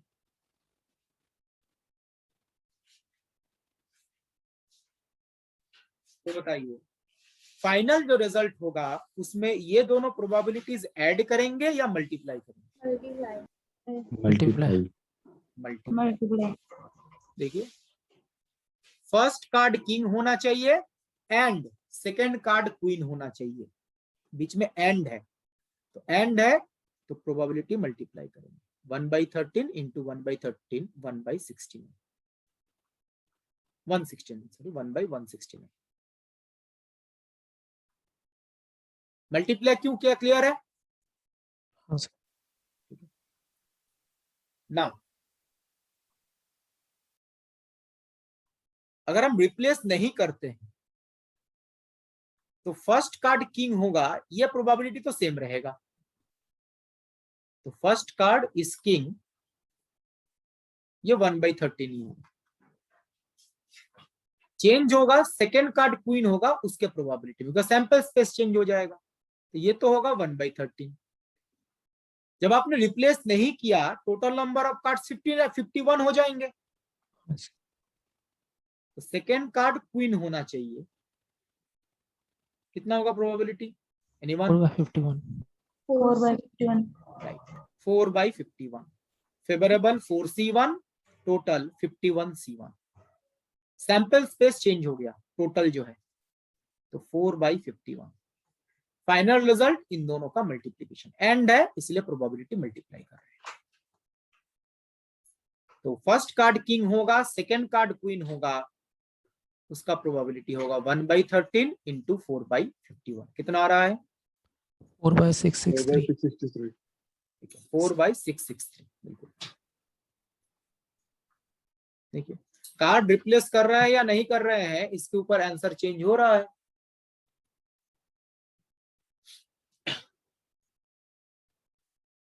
ठीक है ना। अगर ये क्वेश्चन पूछा जाता, क्वेश्चन को तो मॉडिफाई कर ही सकते हैं। यहाँ पे बोला गया था दो कार्ड्स को इन सक्सेशन, मतलब 1 बाय 1 चूज किया गया। First card king, second card queen. आपको पूछा गया दो कार्ड्स को आपने एक साथ चूज किया, एक किंग होना चाहिए, एक क्वीन होना चाहिए। दो कार्ड्स को एक साथ चूज किया, एक कार्ड किंग होना चाहिए, एक कार्ड क्वीन होना चाहिए। 8C2 by 52. 4C2 into 4C1 on 52C2. जैसे इस क्वेश्चन में बोला गया था पहला कार्ड किंग होगा, दूसरा कार्ड क्वीन होगा। मैंने अभी क्या बोला, एक किंग होना चाहिए, एक क्वीन होना चाहिए, पहला दूसरा कुछ भी हो सकता है। सो टोटल कितने कार्ड चूज किए गए? 2। तो 52C2।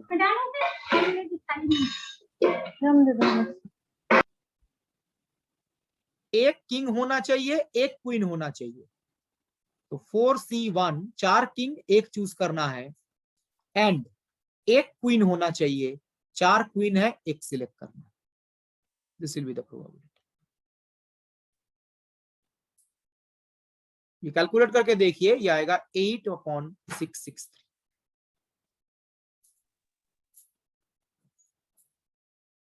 इसमें चेंज क्या हुआ?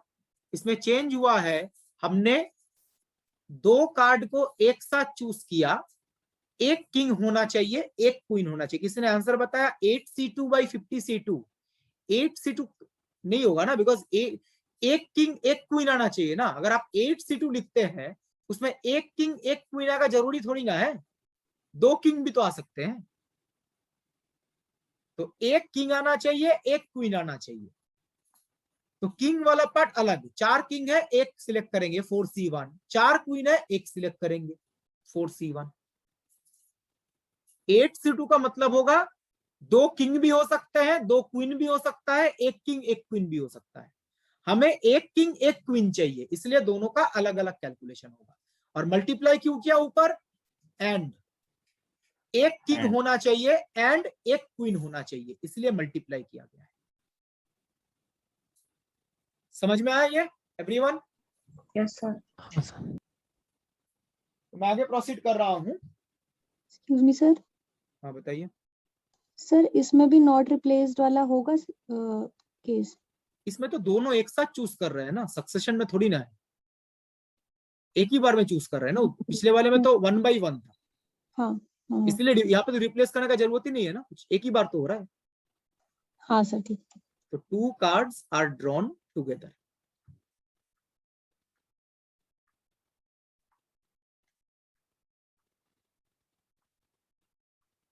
जब 1 by 1 चूज करते हैं तब रिप्लेसमेंट हुआ है नहीं हुआ है वो इंपॉर्टेंट है।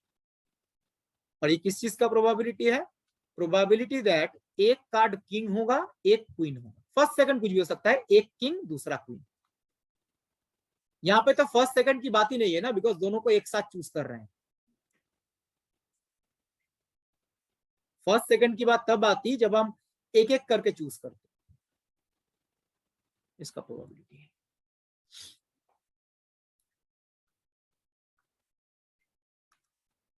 तो मैं नेक्स्ट क्वेश्चन प्रोसीड कर रहा हूं।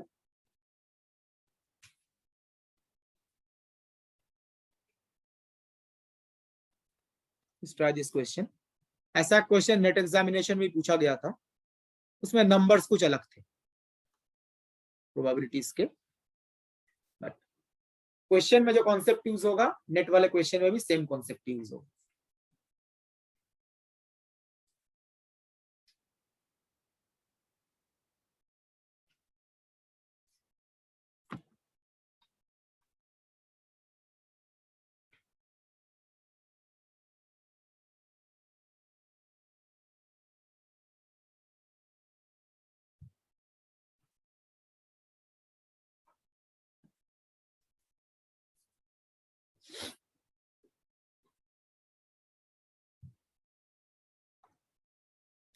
देखिए क्वेश्चन के पहले लाइन में जो बोला गया बायस्ड डाइस, अनबायस्ड डाइस का मतलब क्या होता है? Equal probability. Equal probability. Unbiased dice का मतलब है 1 2 3 4 5 6 आने का प्रोबेबिलिटी इक्वल है। बायस्ड डाइस का मतलब है 1 2 3 4 5 6 आने का प्रोबेबिलिटी इक्वल नहीं है। अभी क्वेश्चन में कुछ information given, probability of getting an even number is twice of probability of getting odd number. Even number आने का प्रोबेबिलिटी ऑड नंबर आने के प्रोबेबिलिटी का डबल है। तो probability of getting even number is twice of probability of getting odd number. अगर ये unbiased dice होता तो इवन नंबर ऑड नंबर आने का प्रोबेबिलिटी तो इक्वल होता है ना। Yes sir. कितना होता है? 1/2 1/2, हाफ। ठीक है, हाफ हाफ। तो अनबायस्ड डाइस होता तो इवन नंबर ऑड नंबर आने का प्रोबेबिलिटी इक्वल होता। इस केस में इक्वल नहीं है, रिलेशन एक गिवन। अब देखिए यहां से आप काफी आसानी से ये प्रोबेबिलिटीज कैलकुलेट कर सकते हैं। बायस्ड डाइस हो या अनबायस्ड डाइस हो, टोटल प्रोबेबिलिटी कितना आएगा? 1। तो probability of getting even number plus probability of getting odd number, ये तो 1 ही होगा, बायस्ड हो या अनबायस्ड हो। टोटल प्रोबेबिलिटी 1 से ज्यादा तो नहीं हो सकता। अब प्रोबेबिलिटी ऑफ इवन के बदले क्या लिख सकते हैं? 2 times of probability of odd. यहां से आप काफी आसानी से probability of getting odd number calculate कर सकते हैं।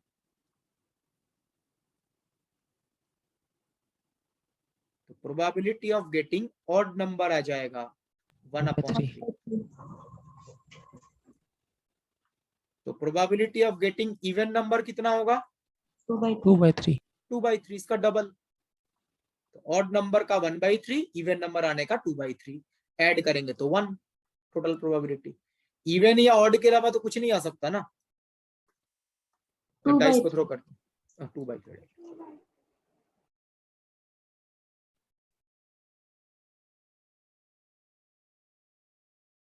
तो इस तरीके से आप टोटल प्रोबेबिलिटी का कॉन्सेप्ट यूज करके इवन नंबर ऑड नंबर आने का प्रोबेबिलिटी कैलकुलेट कर सकते हैं।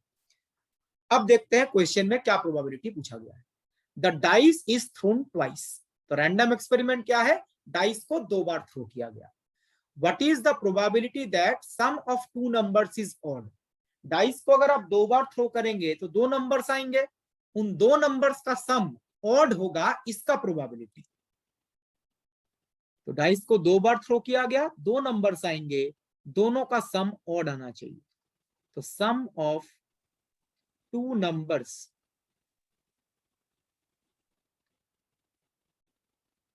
is odd।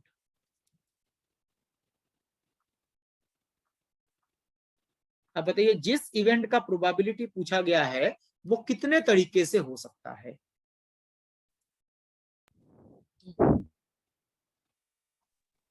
दो नंबर्स का सम ऑड कब होता है? If one is even and one is odd. Even odd. तो एक odd इवन हो, एक इवन हो, एक ऑड हो। दो अच्छा। नंबर्स का सम ऑड हो सकता है जब एक इवन हो, एक ऑड हो। 2 + 3, 5 + 4, एक इवन एक ऑड। इसके 2 पॉसिबिलिटीज हैं। पहला पॉसिबिलिटी है फर्स्ट थ्रो में इवन नंबर आया,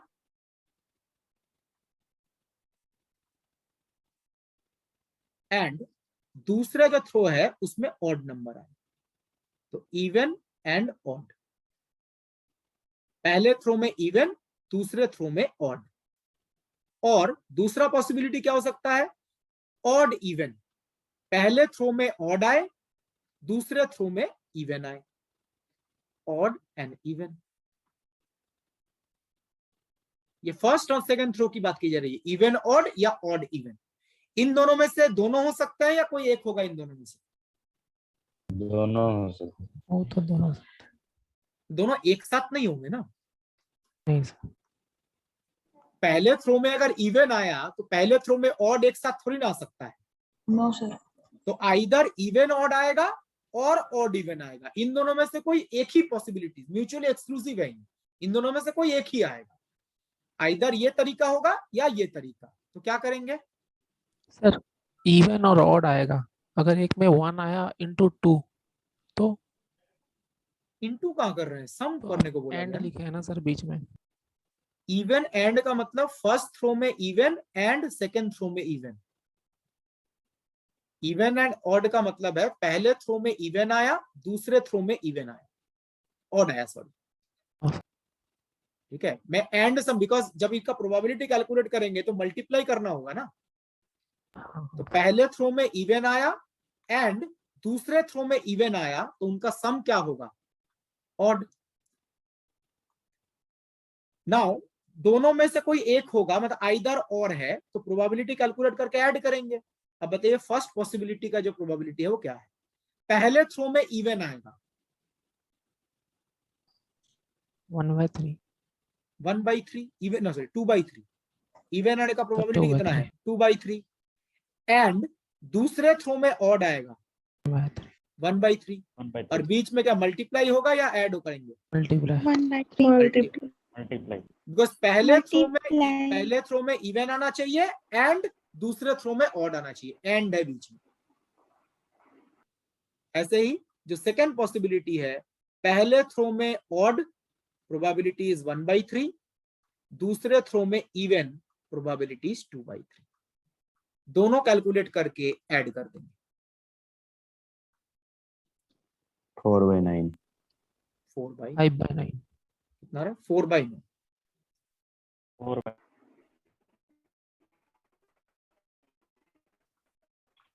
तो डाइस को 2 बार थ्रो किया गया, सम ऑड नंबर आएगा, इसका प्रोबेबिलिटी है 4/9। अगर ये पूछा जाता सम ऑफ 2 नंबर्स ऑड आएगा, इसका प्रोबेबिलिटी बताइए, सॉरी इवन आएगा, ऑड आएगा इसका 4/9, इवन आएगा 5/9 5/9। 1 से माइनस कर देंगे। सम ऑफ 2 नंबर्स ऑड होगा 4/9, तो सम ऑफ 2 नंबर्स इवन होगा 1 माइनस 4/9, 5/9। टोटल तो 1 ही होता है ना। ठीक है, क्लियर एवरीवन? सर बताए, यहाँ पे भी एंड है इसलिए मल्टीप्लाई किया। हाँ बताइए।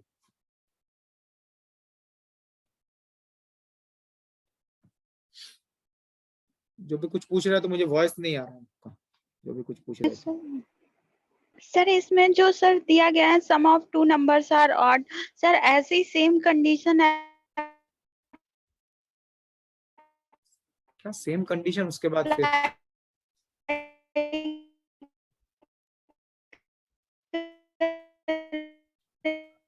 पता नहीं आपके नेटवर्क में इश्यू है, मेरे नेटवर्क में इश्यू है, मैं वॉइस ब्रेक हो रहा है जो भी आप बोल हाँ रहे हैं। सर वॉइस ब्रेक ही हो रहा।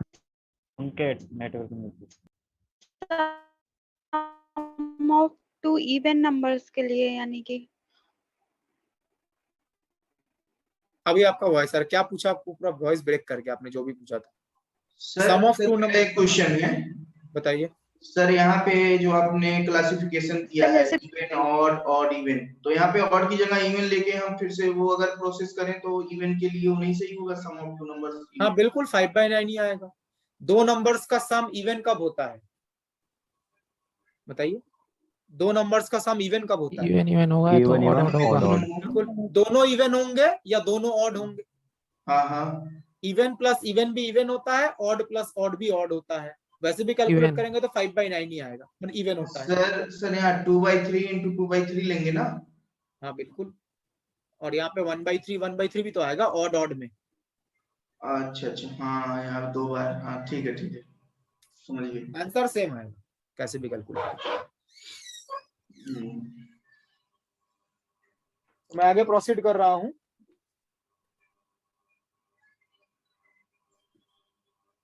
Please try this question.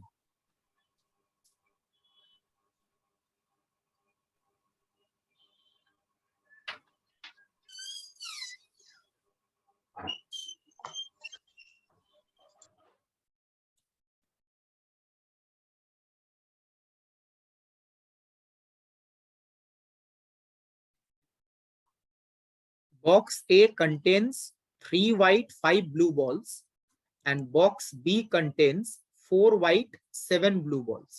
तो box A, box B है, उसके अंदर कुछ व्हाइट और कुछ ब्लू बॉल्स हैं, ठीक है। फिर क्या बोला गया है, a ball is transferred from box A to box B, box A से बॉक्स बी में एक बॉल ट्रांसफर किया गया। अब जो बॉल ट्रांसफर किया गया वो किस कलर का है ये मेंशन नहीं किया गया है, जस्ट क्या बोला गया, ए बॉल। अब ये जो बॉल ट्रांसफर किया गया है वो व्हाइट भी हो सकता है, ब्लू भी हो सकता है, कोई मेंशन तो कुछ नहीं किया गया। तो एक बॉल बॉक्स ए से बॉक्स बी में ट्रांसफर किया गया। After that a ball is drawn from box B, तो एक बॉल ट्रांसफर करने के बाद बॉक्स बी से एक बॉल ड्रॉप चूज किया गया। What is the probability that the ball is blue. तो पूरा एक्सपेरिमेंट क्या है, बॉक्स से बॉक्स बी के अंदर कुछ व्हाइट कुछ ब्लू बॉल्स हैं। पहले एक बॉल बॉक्स ए से बॉक्स बी में ट्रांसफर किया गया, वो बॉल किस कलर का है मैं पता नहीं, कोई भी बॉल हो सकता है। ट्रांसफर करने के बाद बॉक्स बी से एक बॉल चूज किया गया, बॉक्स बी से जो बॉल चूज किया गया वो ब्लू कलर का है, इसका प्रोबेबिलिटी क्या है, ठीक है। जो बॉक्स बी से बॉल चूज किया गया वो ब्लू कलर का है। अब बताइए बॉक्स बी से जो बॉल चूज किया गया ब्लू कलर का है, ये इवेंट कितने तरीके से हो सकता है?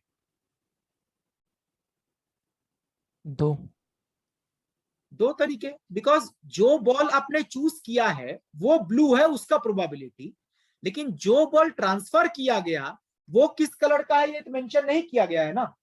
तो ये जो बॉल ट्रांसफर किया गया ये व्हाइट भी हो सकता है, ब्लू भी हो सकता है। तो दो पॉसिबल केसेस हैं। केस 1, एक व्हाइट बॉल ट्रांसफर किया गया,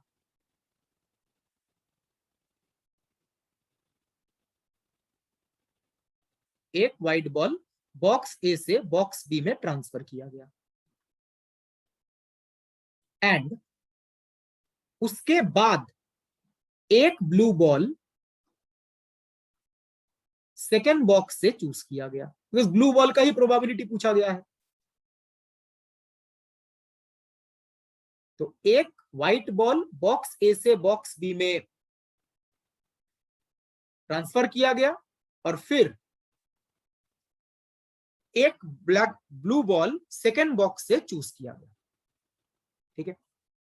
या दूसरा पॉसिबिलिटी क्या हो सकता है, आपने जो बॉल ट्रांसफर किया है वो ब्लू कलर का हो। तो case 2, one blue ball is transferred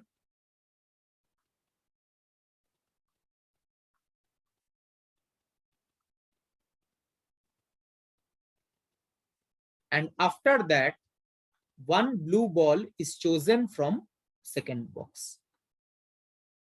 जिस इवेंट का प्रोबेबिलिटी पूछा गया है ये इन दो तरीके से हो सकता है, दो ही पॉसिबल केसेस हैं।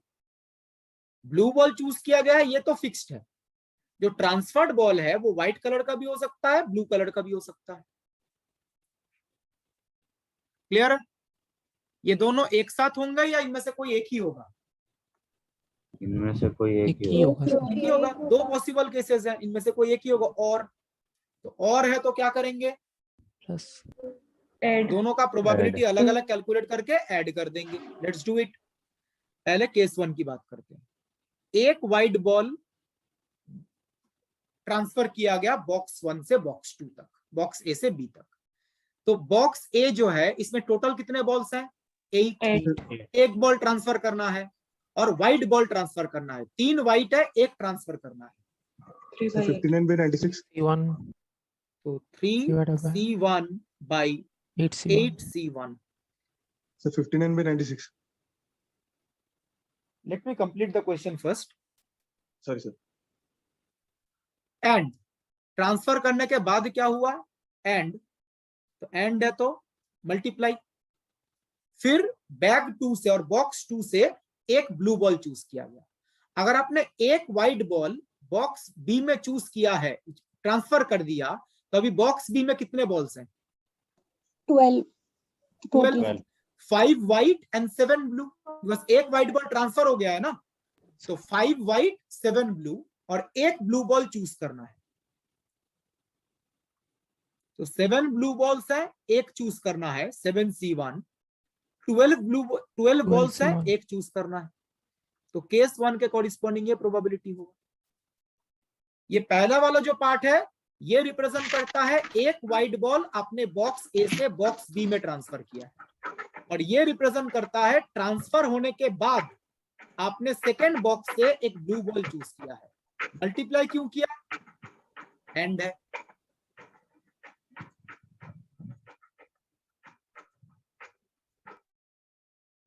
ठीक है, ऐसे ही केस 2 जो है इसका प्रोबेबिलिटी कैलकुलेट करो।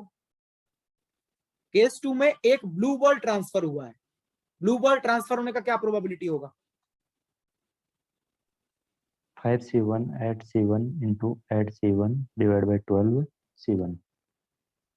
तो ब्लू बॉल ट्रांसफर होने का probability 5C1 by 8C1 into blue ball transfer होने के बाद ब्लू बॉल चूज करने का प्रोबेबिलिटी ये होगा 8C1 by 12C1। बस ब्लू बॉल ट्रांसफर करेंगे तो number of ball box B में चेंज हो जाएगा। तो ये दो पॉसिबल केसेस हैं और दोनों का प्रोबेबिलिटी ये है। फाइनल रिजल्ट क्या होगा? दोनों का सम। बस इनमें से कोई एक ही तरीका हो सकता है, तो दोनों को सिंपल ऐड कर देंगे। 3C1 मतलब बेसिकली ये तो 3/8 है, 3/8 इंटू 7/12। ये फर्स्ट केस के कॉरिस्पॉन्डिंग प्रोबेबिलिटी है, प्लस सेकेंड केस के कॉरिस्पॉन्डिंग 5/8 इंटू 8/12। तो इन दोनों को अगर आप ऐड करें 40 + 21 इट विल बी 61/96। हाँ sir, this 61 is the by final 96। Result. तो इस तरीके से हम ये प्रोबेबिलिटी कैलकुलेट कर सकते हैं। देखिए एक ही क्वेश्चन में और भी है एंड भी है, केस 1 और केस 2। तो हमने केस 1 का प्रोबेबिलिटी कैलकुलेट किया, केस 2 का कैलकुलेट किया, दोनों को ऐड कर दिया। और जब आप केस 1 का प्रोबेबिलिटी कैलकुलेट कर रहे थे तो यहाँ पे दो इवेंट्स हैं, एक वाइट बॉल ट्रांसफर होगा फिर एक ब्लू बॉल चूज करेंगे, तो दोनों होने चाहिए। एंड है तो दोनों का प्रोबेबिलिटी ऐड कर दिया गया। तो एक ही क्वेश्चन में और एंड दोनों का यूज हो रहा है। और है तो प्रोबेबिलिटी ऐड करेंगे, एंड है तो प्रोबेबिलिटी मल्टीप्लाई करेंगे। Clear everyone? ठीक है, so let's take a break, next class में कंटिन्यू करेंगे। नेक्स्ट क्लास में दिखाएंगे। हाँ, नेक्स्ट क्लास में एक साथ शो कर देंगे। Okay sir. Okay sir.